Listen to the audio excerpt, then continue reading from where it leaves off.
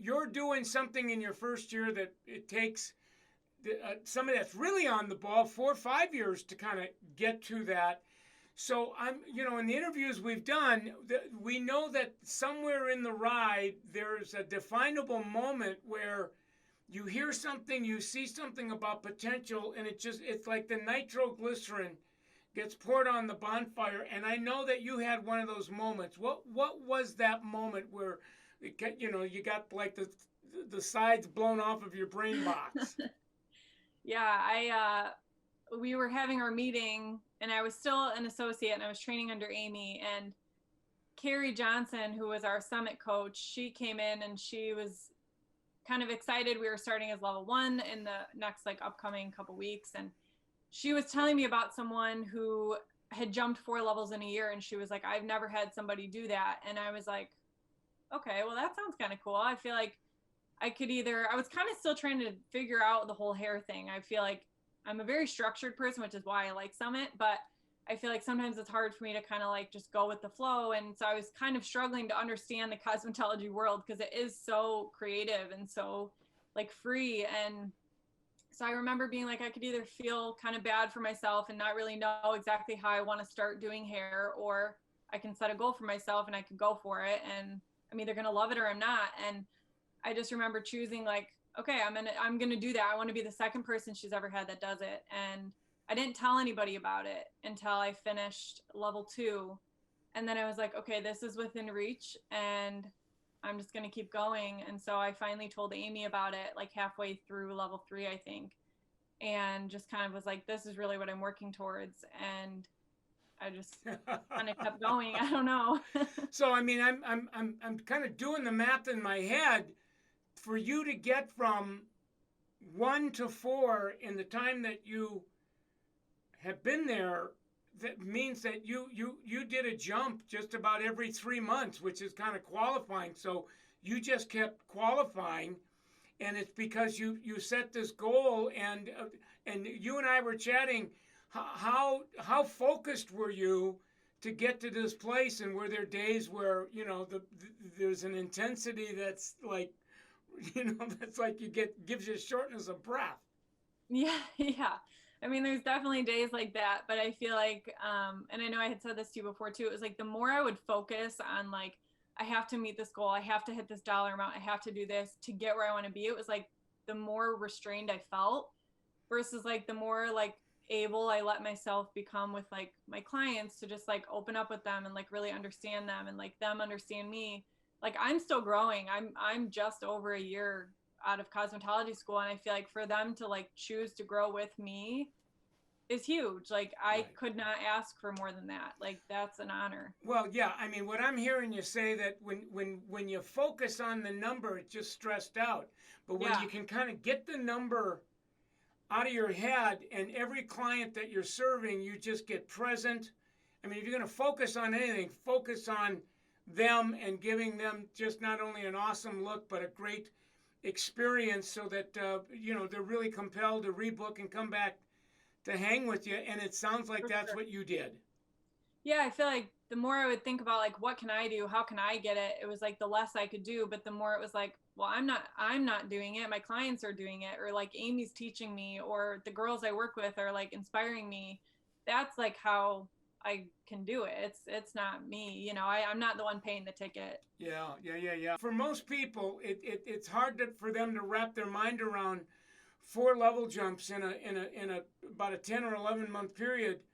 Were there any best practices? Were there any actions, any patterns, any rhythms that you kind of fell into that you would say, yeah, I'm glad I focused on this because it helped speed things up. Yeah, I feel like one of the biggest things that really helped me was I feel like everybody's had that experience when you go in a salon and you're kind of like, okay, I'm nervous. I've had bad hair color before. I've had a horrible haircut. Like, I don't want to go through that again. And I remember Amy telling me that one day, and she was like, you have to remember how anxious people get when they come into the salon. Like you want to be the person they feel comfortable with. And so I feel like that was kind of like where my mind shifted a little bit. And I was like, okay, I can relate to that. It became relatable for me being a client at some point to now, okay, how can I do that for my client and how can I make them want to feel just as comfortable. So I feel like talking through like, what's your budget? Like, what are you comfortable with? Where do you want to be today? Like, what's your end goal? You know, not maybe just for this appointment, but for your next 2 or 3. I feel like those little things have kind of been like part of what has made the whole experience, like be able to just kind of like keep ticking along. And I Right. feel like it's just really keeping that open door with my client. Like, if you are comfortable here, we stay here. You know, if you're ready for a change or you want to spend this amount with doing add-ons, and we go there, you know. Right, right. So you kind of intuiting as to where they're, how far they want to go in their first visit or second visit in terms of the creation of a look and the commitment it takes, the financial commitment, etc. And then your grids are like, I'm looking at your grids and I can see that you're kind of specializing in, it looks like blonding, hair extension, and those are pretty big tickets, aren't they? Yeah, I mean, they're never a one-stop shop. They're maintenance, and they kind of keep people. I feel like it keeps the client reaching for a goal. You know. What? Just curious that if I take a look at your a typical piece of content on your grids, that ticket looks like it's $200+. Yeah, yeah, I would say that's pretty fair. Yeah, and then when you're doing extensions, how's that priced out? Those I feel like can vary so much depending. They can be a 2 to 300 if you're just maybe adding a piece here and there to fill in like maybe like a less full area. But I feel like a full head can be anywhere from 700 to however much you really want to Yeah, spend. so hair extensions along with high-end specialized blonding services, balayaging, that really is what is lifting, blowing up your ticket and getting you through the system quicker, at least from the outside of your life looking in. That's what it looks like to me. Yeah, I would say I would agree. And I feel like you're the only person that who can stop yourself or who can push yourself. And I feel like you always get those little voices on one side and the other side. And I feel like if you set a goal and you want to go for it, people can encourage you or discourage you or however you want to take that. But I feel like if you focus on what you're going for, you're going to get where you want to go. And you're the only person who can get you there. No one else can do it for you. No, Surround yourself with the people who want to do it. yeah, I mean, I love what you're saying. I was in a conversation today with somebody where, the question is, what are the three or four, what's the most important thing you need to focus on? And it was like a multiple choice question. And there were like three or four different answers. And, three of them were actions. And then in one of the answers, it was just one word, believe.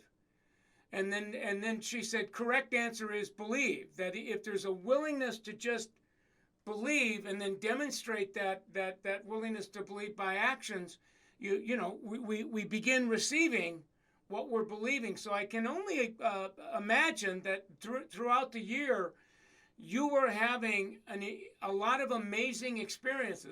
Basically, you were amazed by the experiences that you were having, and then you're going, okay, this looks real, I really do believe it, let's go.